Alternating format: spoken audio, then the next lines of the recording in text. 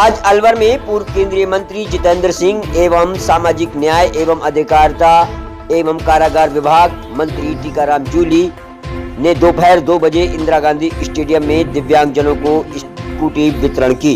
दोपहर 3 बजे Jain BEd college में आयोजित डिजिटल सदस्यता अभियान प्रशिक्षण कार्यक्रम में भाग लिया।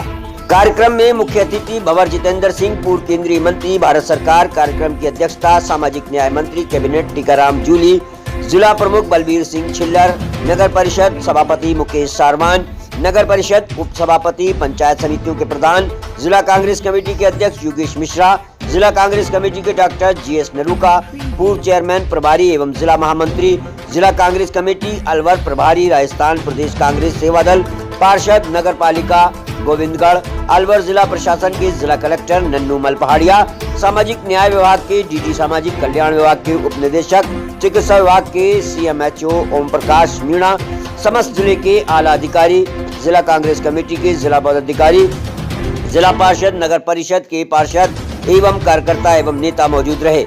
इस कार्यक्रम में 15 करोड़ के विकास कार्यों का विमोचन किया गया एवं 85 विकलांगों को स्कूटी मौके पर ही बांटकर सभी को हेलमेट भी दिए गए। माननीय नन्नूमल जी पहाड़िया साहब, मंच पर विराजमान हमारी उप सभापति विराजमान हैं देवेंद्र कौर जी, हमारे रामगढ़ के प्रधान नसरू खां जी विराजमान, दौलत राम जी प्रधान साहब, वीरमती देवी जी प्रधान साहब विराजमान, शिवलाल जी गुजर साहब, रविकांत जी असिस्टेंट डायरेक्टर विराजमान, गोपाल जी खटीक साहब, शादिका जी साहब, ऋषिया जी सिंगल साहब, अशोक नागर साहब, एसडीएम साहब, ओम प्रकाश जी मीना साहब, सभी मंच पर हमारे पार्षदगण भी आज विराजमान है। उनसे पहले उनका कार्यक्रम आज हुआ था और सभी उपस्थित साथीगण,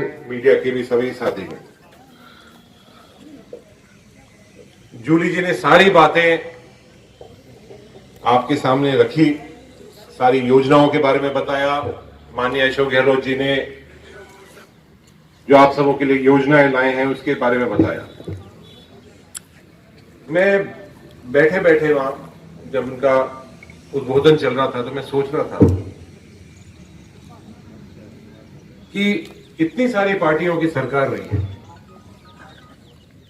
क्या बात है कि बहुत सारी पार्टी बड़ी बड़ी भाषण, बड़ी बड़ी बातें, गरीबों के लिए तो बात एक तरह से सबसे पहला उनका जो लाइन बोलते हैं वो गरीबों के बारे में ही शुरुआत होती है। लेकिन जब सरकार बन जाती है तो वो सारी बातें, सारे भाषण भूल जाते हैं और जो उनका एजेंडा है वो एजेंडा शुरू हो जाता है। आज इतनी बड़ी बड़ी योजनाएं जब माननीय अशोक गहलोत जी की समय की रही हो, मनमोहन सिंह जी हमारे प्रधानमंत्री रहे हैं, पूरे देश के अंदर मैं अभी गिनाने लग जाऊं तो आज से सुबह भी हो जाएगी और कल शाम भी हो जाएगी और मैं सारी योजनाएं नहीं गिना पाऊंगा। जब कांग्रेस की सरकार बनती है तो गरीबों के काम होते हैं और वो क्यों होते हैं? क्योंकि वो पार्टी, आप जैसे लोग, गरीब किसान, मजदूर, हमारे एससी के लोग, हमारे एसटी के लोग, हर समाज के, हर बिरादरी के, उसके अंदर उन सबों को लेकर एक पार्टी शुरू हुई थी और पार्टी तो बाद में बनी, एक आजादी की लड़ाई शुरू हुई थी और वो जो लड़ाई थी आजादी की, वो टाटा और बिरला और अंबानी ने नहीं लड़ी, वो आप जैसे गरीब आदमियों ने लड़ी और उनकी विचारधारा से एक वो पार्टी की शुरुआत हुई। इसलिए जो भी कोई योजना आती है, जब भी सरकार आती है, जब भी कांग्रेस की सरकार आती है तो गरीब लोगों के लिए, हमारे दिव्यांग साथियों के लिए, किसान के लिए, मजदूर के लिए, उनके लिए कई योजनाएं बनती हैं। आप सोचिए, नरेगा जैसी योजना, पूरी विश्व के अंदर नरेगा जैसी योजना नहीं है। सिर्फ सोनिया गांधी और राहुल गांधी सोच सकता था कि नरेगा जैसी भी कोई योजना हो सकती है।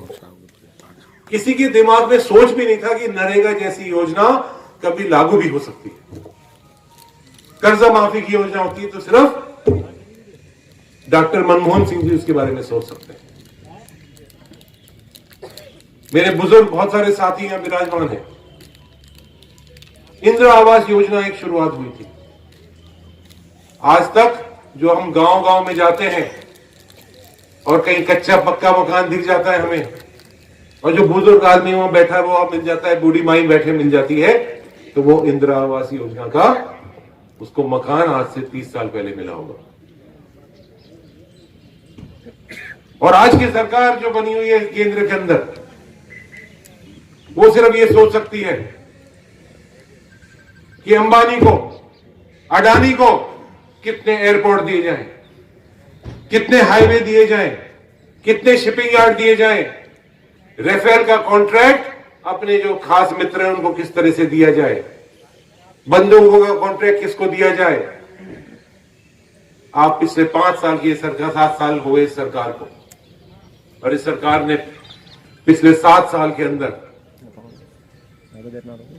नोटबंदी से लेकर काला धन से लाने के बाद जो इन्हें एक बहुत बड़ी बात करी थी, काला धन हम वापस लाएंगे।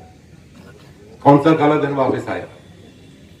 मार किसको पड़ी लाइन में? आपको सबको याद है, कुछ साल पहले लाइनें लगी हुई थी, लोगों के पास पैसे नहीं थे इलाज करवाने के लिए, माताओं के छोटे छोटे बच्चे का इलाज कराने के लिए पैसा नहीं था। सुबह और शाम ठंड के मौसम के अंदर लाइन लगी हुई थी, उसके अंदर आपने किसी अमीर आदमी देखा लाइन में खड़ा हुआ?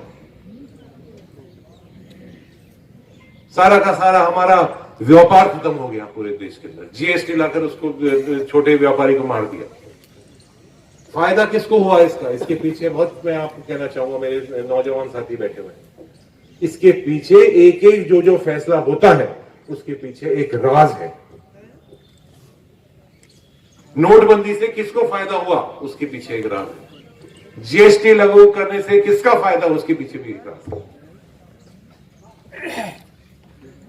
तो मैं इस मौके ऊपर माननीय जूली जी ने बात शुरुआत करी थी, उसके बारे में 2 शब्द रखना चाहूंगा। मैं तो इस मौके पर यही कहना चाहूंगा कि जूली जी, आपको मैं बहुत बहुत बधाई देता हूं, आपके विभाग को बहुत बहुत बधाई देता हूं, माननीय मुख्यमंत्री जी को मैं बहुत बहुत धन्यवाद देता हूं कि एक ऐसे वर्ग के लिए जिसके बारे में कोई नहीं सोचता है, उसके बारे में माननीय मुख्यमंत्री जी और आपने सोचा है। और इन सब लोगों का जो आशीर्वाद आपको मिल रहा है, आप सोचिए कि हमारे साथियों को जिनको आज स्कूटी मिलेगी और जिनको आगे स्कूटी मिलेगी, उन सबों का आपको कितना बड़ा आशीर्वाद रहेगा। आपके एक एक इनका जो आशीर्वाद रहेगा आपके आगामी चुनाव के अंदर बहुत बड़ा एक आशीर्वाद ही जिताता है।